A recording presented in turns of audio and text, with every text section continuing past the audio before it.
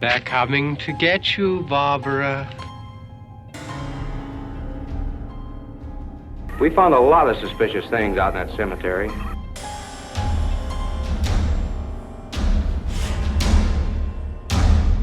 Malignant demons who issue forth from their graves in the dead of night to attack their victims and drink the blood from their veins. You're invited to my party if the ghosts are waiting, so won't you join me? Welcome back, my cultists, to another episode of Vagrant Fear Discussions. Thank you once again for listening. Today, I have with me Derek Austin. Now, you might not have heard of him, but maybe you've heard him.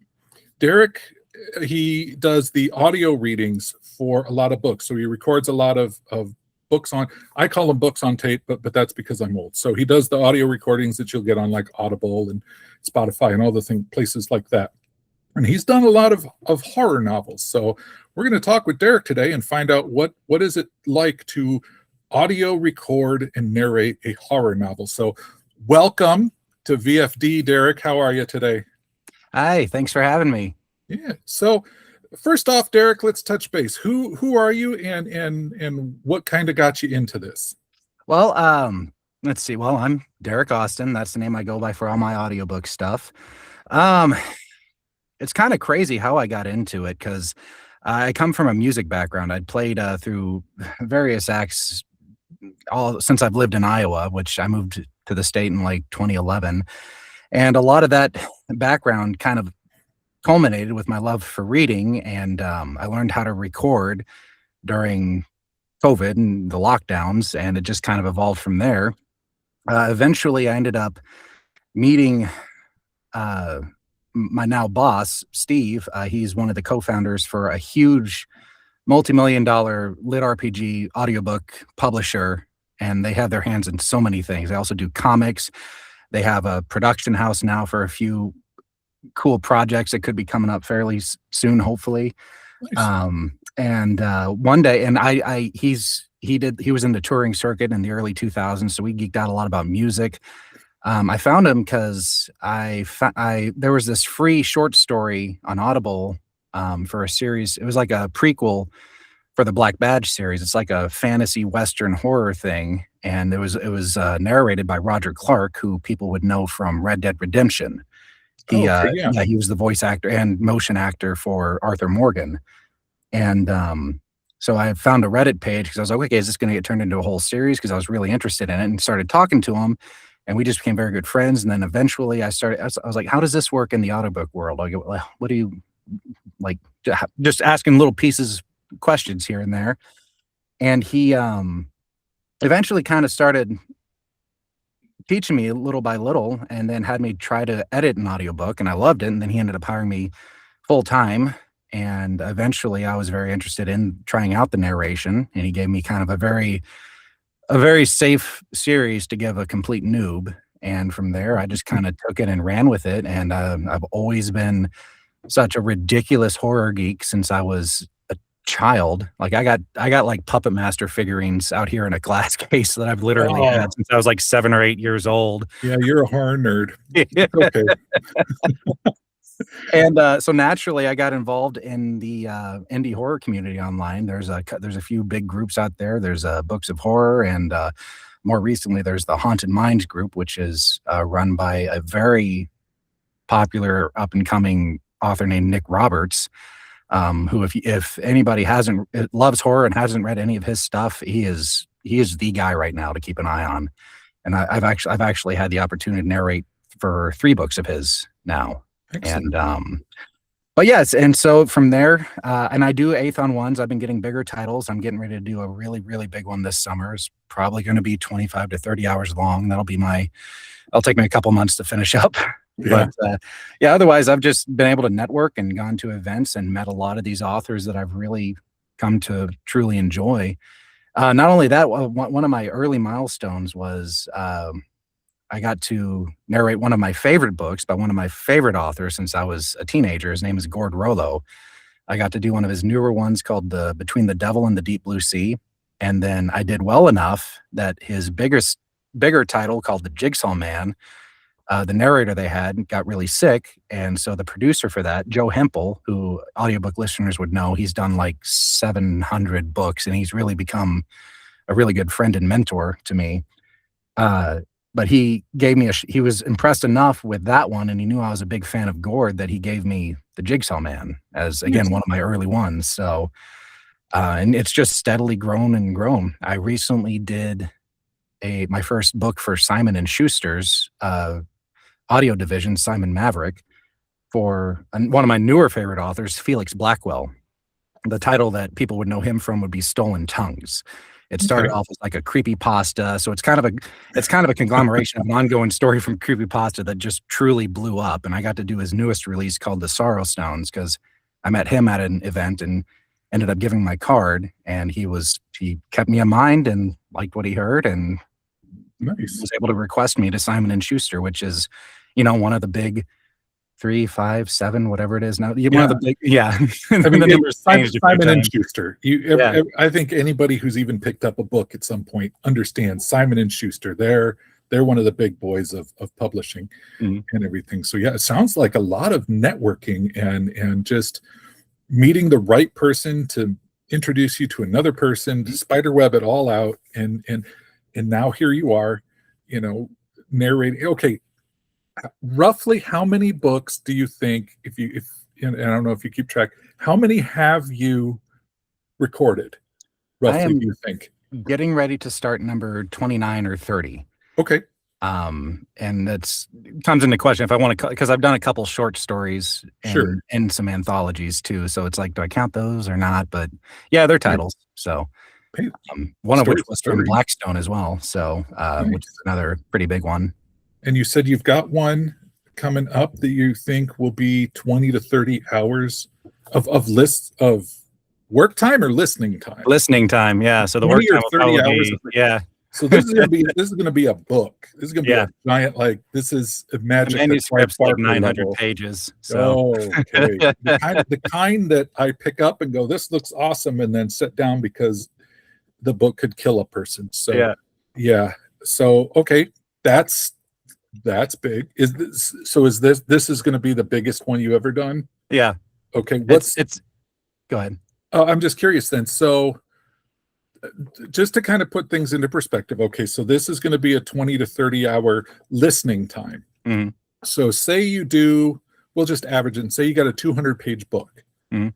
On average, how long does it take you to record a 200-page book? It's really more based off word count. But on average, let's see, a 200-page book could be around 4 to 5 hours. I just finished a 5-hour one that I was able to complete in a week, partly because I was putting a lot more time into it outside of and this is just part-time.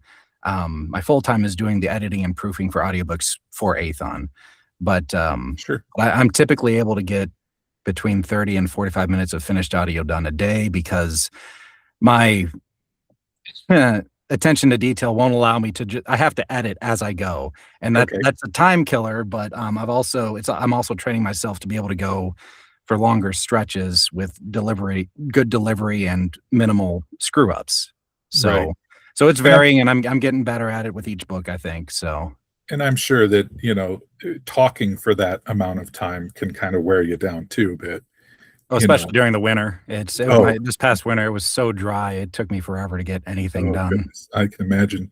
So, okay. So to sum up roughly, on average, if you're recording a 200-page book, roughly, it'll take you about a week or so to record it. Mm-hmm. And then that'll equate to maybe around a 4 or 5 hour listening time. Yep. Okay. Well, that's still a bit. I mean, yeah. And I break that up throughout like my day. So it would probably take me 2 or 3 hours to get that much done still. Right. So it's not, you're not doing 8 hours a day for a week solid to record. No. You're spacing it out. Yeah. Well, that's pretty awesome. Mm-hmm. So, okay, let's dive into this. So we've heard how you started.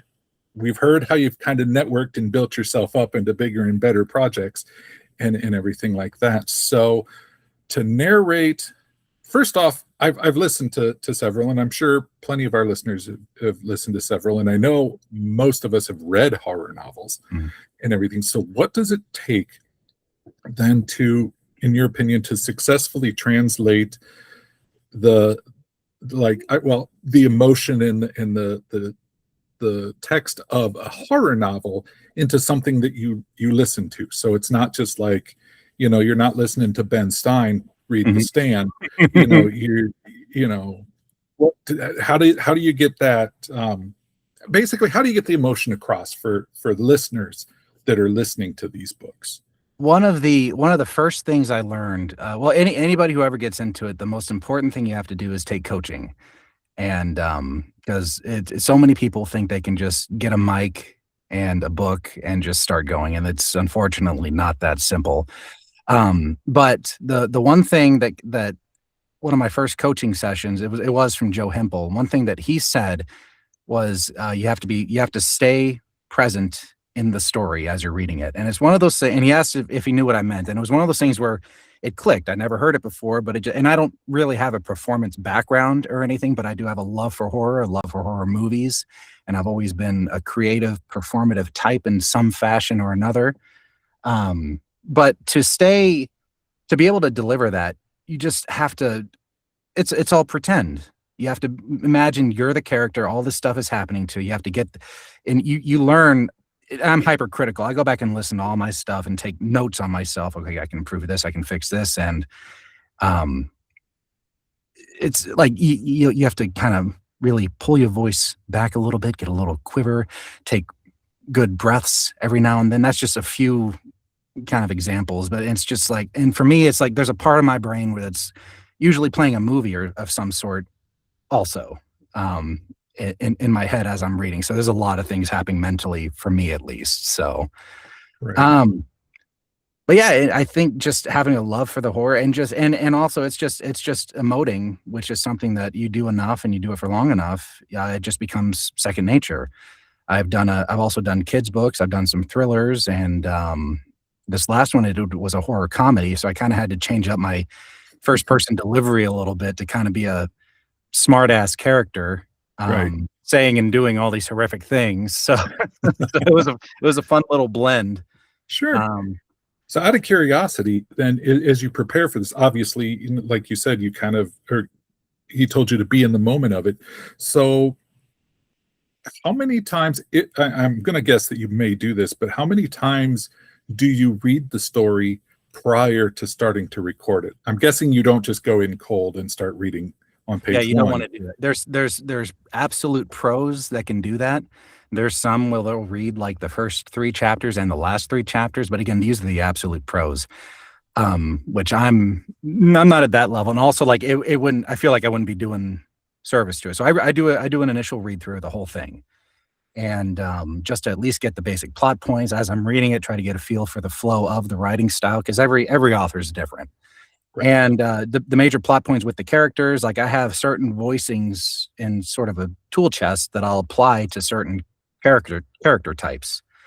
Like I got like a typical kind of dad voice, but it also depends. Like I got a few different kinds of main character voices, but it depends on it depends on what their arc is. Like if they're already kind of a badass and they're just trying to survive, or if they're kind of a weaker character who has to learn how to be strong throughout the course of it. Like there's kind of a different, I say voicings, but that's not totally correct. Voicings, or as in like just attitude, or just character archetypes, I guess is the best word I can come up with on the spot for it. So right. So there is, it seems like there is a decent amount of performance aspect in this when you're reading the quotations of what characters are saying, or like you said, the first person narrations, things like that. And yet without a performance background, that's good. So you've kind of had to learn that as you go, which again, like you said, you've seen plenty of movies. You know what these characters be like, what they sound like. But yeah, it's not just picking up a book and reading it, while recording it. Is so much beyond that. The other thing is, I feel like I've just been very fortunate, again, because and I don't think it's necessary, obviously, to have that background going into something like this. But when I started off, like, I still look at it, I'm just a geek doing cool, geeky things, and people seem to be liking it. So, like, all right, I guess I'll just keep doing it. And it's paying off. Like, it's right now, I'm making a better living than I did with any of the 3 college degrees that I have. So, so Seems to be a stick, thing. stick to your passions, people. Stick. That's all. That's my Yep. advice. Oh no, that's great. So okay, so let's move into let's name drop a little. Yeah. You've mentioned some people. What are kind of some of the highlights of either authors or books that you have recorded for that kind of stick out as in your head of like, okay, these are kind of a bigger name. This is, ones that are more out there. I know you mentioned a couple already, but what you got? My personal one again is Gord Rollo, and I kind of have a slate to do any of his books whenever I want. I still talk with him very regularly. Nice. For a little bit more modern, Nick Roberts, again, the huge one. I've done his books for Dead End Tunnel, his anthology called Nocturnal by Nature, and the more recently I did the 5-hour one I just finished, which should be out in a month or so, is called My Corpse Has a Heartbeat. And it's a horror comedy, kind of like Dexter, but a little bit more badass. Okay. And none of the sexual hangups, and he's not. Okay. He doesn't have any. He doesn't have any specific preference for who he goes after. So Okay. and there's of course he's crazy, so he's not really a reliable narrator that you kind of pick up cool little bits and pieces of. Right. And then, but Felix Blackwell to me is definitely was such a fun one. Like he was, I went to this book event last summer, and he was the secret special guest, and I lost it whenever they announced that it was him. I just ran to where the line might be and figured it out. I was one of the first, 10 people in line or something. I rebought everything that I had, because if I'd known he was going to be, I would have brought the stuff I already owned. But no, I'm rebuying everything in hardbacks and having him sign it again. So, Nice. but then at the end they had, there's a sign up sheet for a new book coming out, because it was a big deal, because he was supposed to have been retired.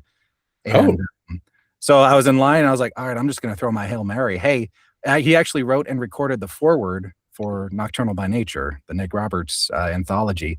So I said, hey, I'm a narrator also. We've actually crossed paths before. Here's my card. If you have anything that you think I'd be a good fit for, please don't hesitate to reach out. And then right next to him, I had another cool author named Nick Boddick, and I've already done one of his. There's another anthology called This Is Not a Drill and Other Warnings. And he's got another one called Daughter's Drawing, which is on my queue to do as well. But yeah, Nick Roberts and Felix Blackwell are probably the biggest ones I've done today, and they're always the most fun too. I can't, and for his biggest IP, I believe, is The Exorcist House, and it's a trilogy, and it's just this super cool exorcism story, which usually doesn't do much for me, but this one is pretty unique. As a family moves into a house that was owned by kind of a backwoods exorcist who had to learn everything unofficially, and it wasn't sanctioned by the church, but it works. He has a lot of cool, interesting demon hunting tools that I've never seen before in any kind of story. So it's very interesting, and it's one of those. The guy was an exorcist, but he's not like your typical, righteous man of the cloth kind of character. So. Interesting little twist on it. And there's a chance, he's posted about it, that has a chance of getting made into a movie eventually. So nice. Yeah. And if they do that, yeah, that'd be really fun if they're able to do that. And also the way he writes, it's one of the few authors where, while leisurely reading, I do see a movie in my head. Usually that's not how it happens for me. Yeah, I do like, and it doesn't really matter the book or the style, but yeah, reading a novel where you can picture the images as you're going. I appreciate authors who can create images in my brain while I'm reading it. It really enhances my imagery of that. Some authors, no, it happens, but no, you've got kind of the laundry list. I do want to backtrack just a smidge. When there's all these characters, and you said, oh, you've got a couple of little different dad voices in there. You've got the tough dad, you've got the guy who's not strong but has to work himself up to being strong. So, and I've heard good and bad on these, but I want your take on it. Now, you, sir, have a deep male voice. Yeah. And I am sure you've had to read for more female characters. How does that translate? Because, and I don't want to judge, we are a judgment-free zone, but you, sir, do not sound like a girl in any way, shape, or form. So maybe it's the stubble. I don't know. But how do you transition that and not have it come off like cliche or cartoony or anything, but still give that I'm listening to a girl character at this point? How do you give that impression? A lot of people seem to think that you just talk in a higher pitched voice. It's a lot more subtle than that. That's something you don't. I'll do that for children characters, like daddy, like that kind of thing. It can in various degrees and such. But for female characters, really, you just have to kind of pull back, kind of do an upper register, and add a lot of air, make it kind of wispy, like what's a good non-weird line to read, like, honey, don't go in those woods, like just something kind of like that. Like you don't have to go over the top with it. It's really a lot more. It doesn't take much to get the differentiation going, and sometimes it can be, you can have the same voice and you can read slower or a little bit faster. Like I have my typical female voice that it kind of goes like this, but then I have another one where they usually talk a little bit faster, a little bit more higher pitched, but still have that wispier feel to them. And yeah, I have a little bit of a tool chest of voices for that. Again, just depending on the character, and also however much variation I need. If it is a challenge if I get a book that has like 50 characters in it. So if you were to narrate like a sorority, a slumber party novel, you'd have a bit of a problem. Yeah. That I might suggest you might want to get somebody else. I did drink from one because it was the main character was a female and it took place in the UK, and I was like, I don't think I can do this one. Do you so if you do one that does it in the UK, or if there are characters in the novel who are obviously was a different nationality or even a different part of the country, is that something that you're comfortable, or is it something like, do you just gloss over it and not give them an accent, like for reasons? I'll just be blatant. I mean, if you've got like a random Middle Eastern character in the book, I mean, I'm gonna hope that you don't go pure Simpsons Apu on us or anything. But do you just is it wise, or is it okay, I guess, from the narration point of view, to kind of gloss over the accent, or do you do anything to do that, or do you just straight up avoid that? I know what if it's not, I haven't had anything to where I've had to go to a dialect coach, but I do have a short list of ones in mind that I would go to if I depending on the accent. But mostly, if it's not like a major character, I'll watch a bunch of YouTube videos throughout the course of my first read through of specific accents, just to at least try to be able to do it just some sort of justice. And again, it's one of those things where it does depend on the listener if they're looking for super crazy authenticity, or if it's just enough to get the point across. And even with like character variations, if there's something, as long as you can do enough to bridge the gap in the listener's mind. Because listening to a book, your mind really does fill in a lot of the context that's kind of unsaid, if that makes sense. There's maybe. Mm-hmm. Well, I was just going to say, it sounds similar maybe to how you would approach doing a female voice. Then you don't try and make it sound like a girl. You just adjust to a slightly higher pitch, because what you were doing, like you said, a little airy, slightly higher pitch, and it closes, like you said, it closes that gap.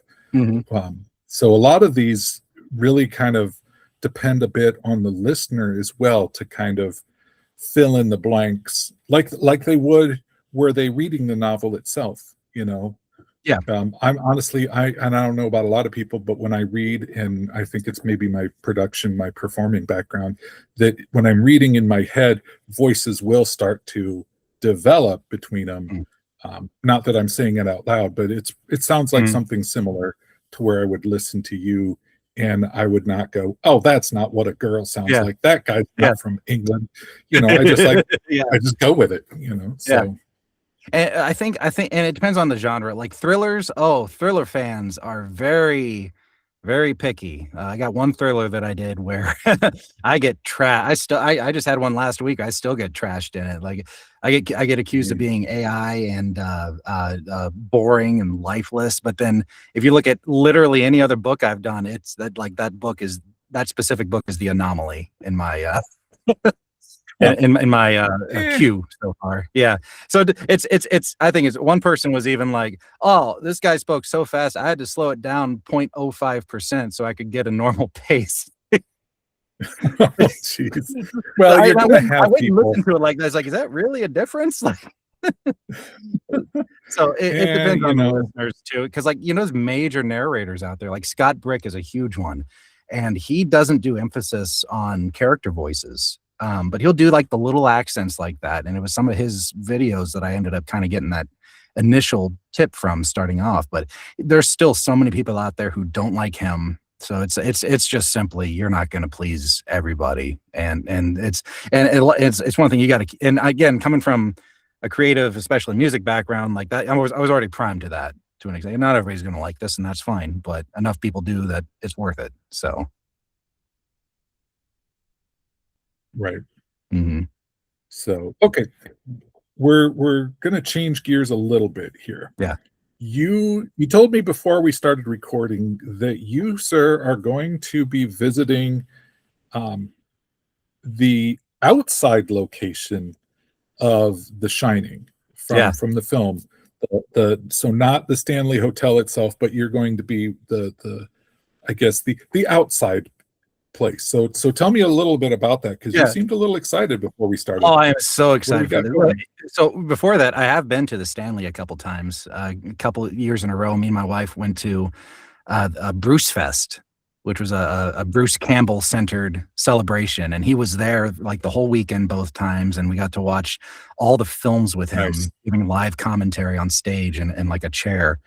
And the second year we actually got we got put on his Twitter because they took a reaction photo, because they showed us the very first, it was a specially cut trailer for Evil Dead Rise at the time. Like there wasn't a trailer or really any kind of actual promo out yet. And they got the scene of when she's chewing glass and starts poking through her neck. So during that shot, that's when they took the picture of the crowd. So we made it to Bruce's Twitter because he posted the picture, and we're like dead center in the photo. So that was a personal life experience for me. So this is a cool way for us to round it out. So we're going to the Timberline Lodge in Oregon, which served as the exterior shots for the Overlook Hotel in the Stanley Kubrick film The Shining. And it's for this event called Massacre on the Mountain, and it's run by all these indie.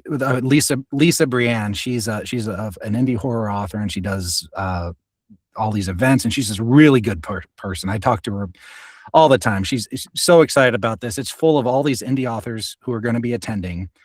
7 of which I'll have narrated for by the time we get there, because there's let's see, some haven't been. I got to be careful here because I got put into the group for it. So, there's one author who's fairly new, Tyler Downs. He's got a book called 15 Eyes, and one coming out. It's an anthology, and another one coming out called Pumpkin Seeds. And Pumpkin Seeds, I'm going to narrate and try to get it done before the event. So I need to see the list now. Who else was going? Michael Stone, or his pen name is Michael Stone. He goes by Trevor Woods otherwise. He has a book called The Shimmering, which I just finished up and is getting edited and proofed right now. So that should be out by then. John Durgan, I did his book called The Envelope. So by the end of it, if others end up getting confirmed, there'll be 7 authors there that I'll have narrated for. Nice. So that's gonna be really, really fun. So And you'll be a pseudo celebrity yourself when you get there. Then. Minor celebrity, yeah. I'm starting to get a small following. It seems, which is it's just so cool and validating in a way that I've never really experienced before. And again, I'm still going. I'm going as a fan. I'm not going as like a featured person. I'm just a fan, and I'm just super excited to get to hang out with all these other absolute horror geeks.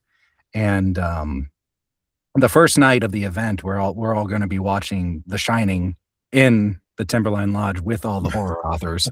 So yeah, that'll be fun. So that's going to be an absolute blast, and that's going to be happening the weekend of September 25th. It's like the second to last weekend in September. So they have a Facebook page, Massacre on the Mountain. Go look it up, check it out. I think there's still tickets available. So that's going to be a really, really good time. Excellent. Now, so we can look that up, Massacre on the Mountain. I hope you make it back because it sounds like a few people might not. Now, if people want to hear books that you've narrated, where can we go to hear Derek Austin narrates X? Some of them are spread out across different platforms depending on who the publisher was.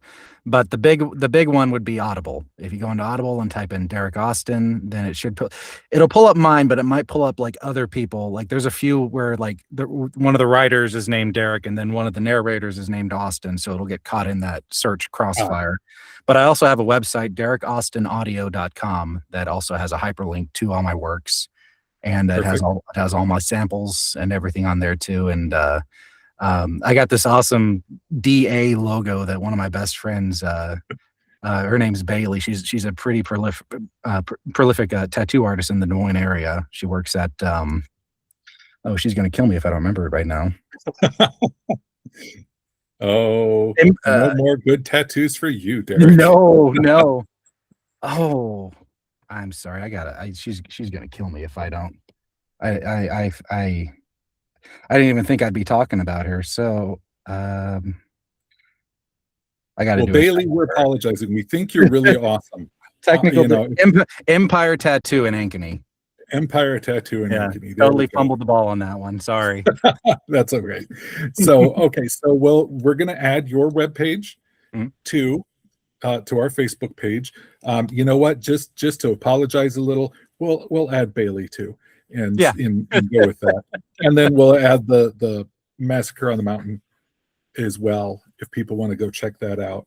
So we'll get that going. So cultists, if you want to check out work that Derek has done, we'll provide you with some links as well here shortly on our Facebook page, so you can just go straight to that and listen to whatever Derek has recorded and see that's coming on. And obviously, I guess if you want to really get a really awesome tattoo, you can go talk to Bailey and say that Derek sent you after he remembered where you worked.